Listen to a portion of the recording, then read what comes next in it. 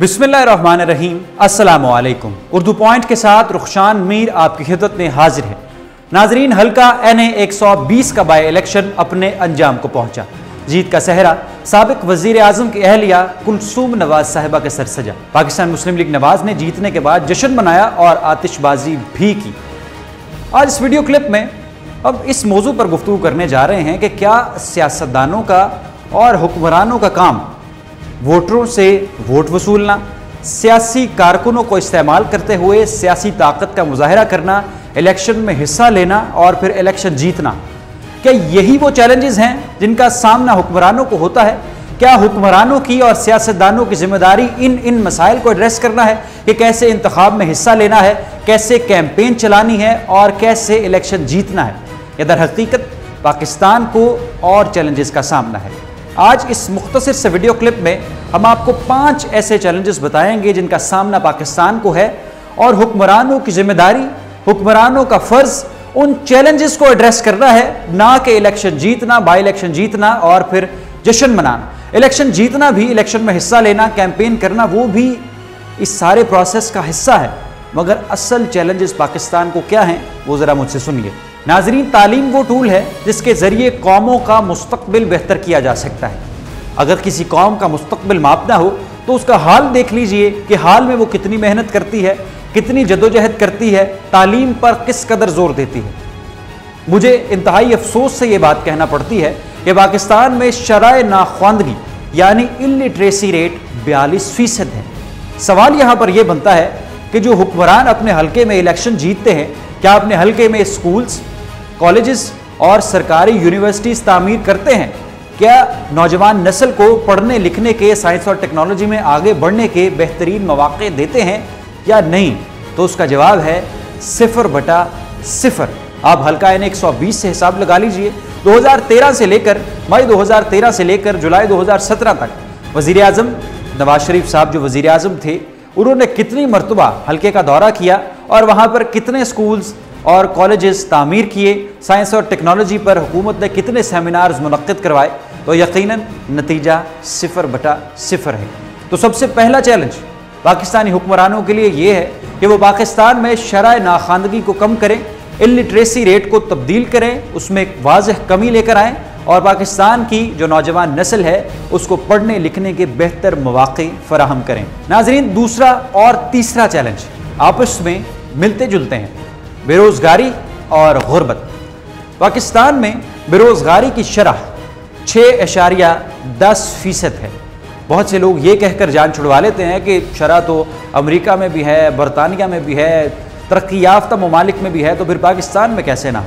मगर पाकिस्तान के हालात आप पाकिस्तानी होने के नाते खुद बेहतर जानते हैं कि यहाँ पर जो नौजवान MBA करते हैं, BBA करते हैं, इंजीनियरिंग करते हैं, डॉक्टर बनते हैं, उनको नौकरी मुयस्सर ही नहीं, करने के लिए कोई काम ही नहीं। अपने जौहर, अपनी तालीमी काबिलियत प्रैक्टिकल लाइफ में दिखाने के लिए उनको कोई अपॉर्चुनिटीज़, कोई मौके फराहम नहीं किए जाते, जिसकी वजह से वो ड्रग्स की तरफ, मुनशियात के इस्तेमाल की तरफ, दहशतगर्दी जैसे नासूर की तरफ, जराइम की तरफ, स्ट्रीट क्राइम्स की तरफ उनकी तवज्जो चली जाती है। और वो सब नहीं बल्कि बहुत से नौजवान इस तरह की गैर इखलाकी और गैर मुआशरती सरगर्मियों में भी मुलविस पाए जाते हैं। तो एक बहुत बड़ा चैलेंज मुस्लिम लीग नवाज के लिए ये था कि वो पाकिस्तान में शराय बेरोज़गारी को ख़त्म करें, नौजवान को काम करने के, नौकरी करने के, कारोबार करने के नए नए मौके फराहम करें। मिसाल हमारे जो राइवल कंट्री है इंडिया, उसके प्राइम मिनिस्टर से ले लीजिए। Narendra Modi startup culture, IT culture, science और टेक्नोलॉजी, कैसी जदीद चीज़ें इंडिया में मुतारिफ़ करवा रहे हैं। तो हुक्मरानों के लिए बहुत बड़ा चैलेंज बेरोज़गारी को ख़त्म करना है।